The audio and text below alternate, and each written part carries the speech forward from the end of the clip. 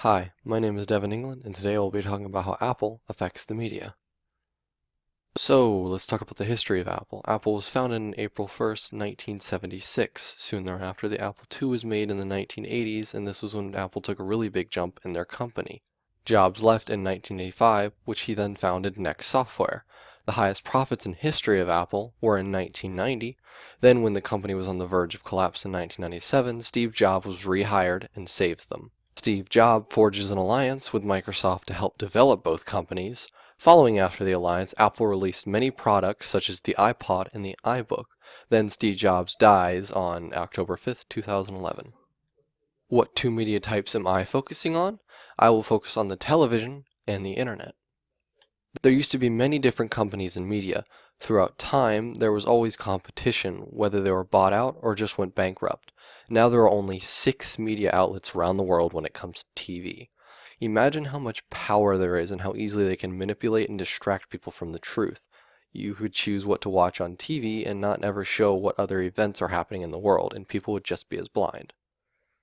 Now let's focus on the main question. Now, how does Apple really influence the media? Apple has been doing shady things since the 90s. They represent their product by stretching the truth, and people just blindly follow. Television stations show their commercials and their support for their product, while the internet blogs to talk about how much people love their iPhones, as well as websites doing reviews on Apple products. Now let's compare the iPhone to other companies. Apple has been behind and seems to stay behind when it comes to resolution and many other issues. The processor is nothing special, as it slows down when the memory is starting to fill up. The price is ridiculously high for the product they are selling, as it seems you're just buying the logo. A good example of another company that does this is Beats by Dre, which was bought out by Apple. What a coincidence. There are many issues that surround Apple, such as cheap scams, their own code of conduct broken, and child labor. Apple has been scamming people by marketing their phone as having a retina display, which lets them get away with not providing HD screens, which technically they should be. Because of presenting them in a way that advertises them as special, in reality they've only just passed the 720p recently with their iPhone 6.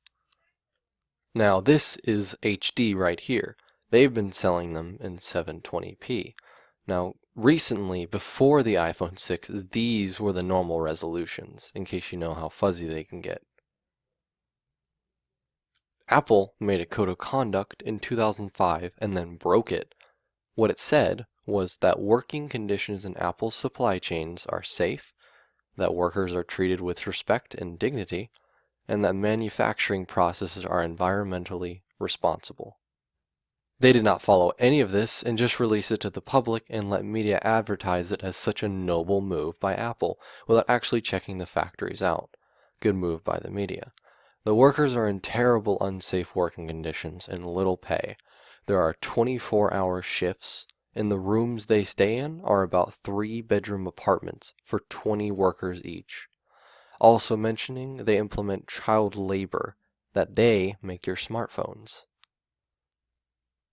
An executive that runs the factories over in China states, you can either manufacture in comfortable, worker-friendly factories, or you can reinvent the product every year and make it better and faster and cheaper, which requires factories that seem harsh by American standards. And right now, customers care more about a new iPhone than working conditions in China.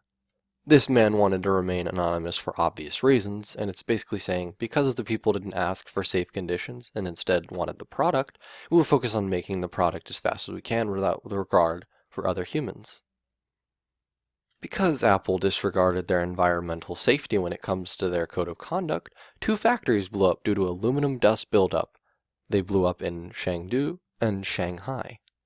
Many were injured in Chengdu, as the toll was 4 killed and 77 injured, while in Shanghai they injured 59 workers and hospitalized another 23. That's not the only bad thing going on over there. There were also at least 12 suicides from being forced to work on grounds, and even a riot. They even made the employees, quote unquote, promise not to kill themselves and install anti-suicide nets on facilities. What are anti-suicide nets? They are nets surrounding the building that catch people if they try to jump to their death. What was Apple's response? Well, Foxconn, one of the many factory owners, said, "Conditions at Foxconn are anything but harsh. All assembly line employees are given regular breaks, including 1-hour lunch breaks. Foxconn has a very good safety record. Foxconn also has come a long way in our efforts to lead our industry in China in areas such as workplace conditions and the care and treatment of our employees." This direct quote really shows the ignorance of our public and how little people know. The media is withdrawing this information about Apple and just reminding us of the lies that people still seem to believe. Even Steve Jobs quoted, "I actually think Apple does one of the best jobs of any companies in our industry, and maybe in any industry, of understanding the working conditions in our supply chain. I mean, you go to this place, and it's a factory, but my gosh, I mean, they've got restaurants and movie theaters and hospitals and swimming pools. And I mean, for a factory, it's a pretty nice factory."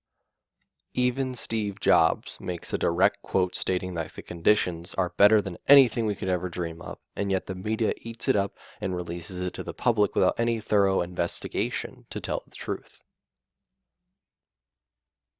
There has never been an earth-shattering truth about Apple released to the public yet. John Williams' Sons wrote a book called Icon Steve Jobs, which in response was banned from all Apple retail stores. That includes any Barnes & Nobles that sell Apple products. Now, why was this book banned? It was banned due to the fact they had failed to cohesively and clearly express the opinion of Jobs, linguistic redundancies, and clumsy anecdotes. This basically says the story was terribly written and did a terrible job representing him. This is a graph of Apple's revenue from December 2006 to December 2011. If you notice, 53% of all sales in Apple are currently coming from their iPhone, the same thing the factories are focusing on over in Asia. What is my conclusion? Apple has had media eating up every little lie they spew out without hesitation of actually opening their eyes. Hopefully they do get exposed and people realize what they are buying before making another large purchase for the new iPhone. Thank you for listening to my presentation, and I hope I might have opened your minds a bit and might be considered from switching from Apple to another company.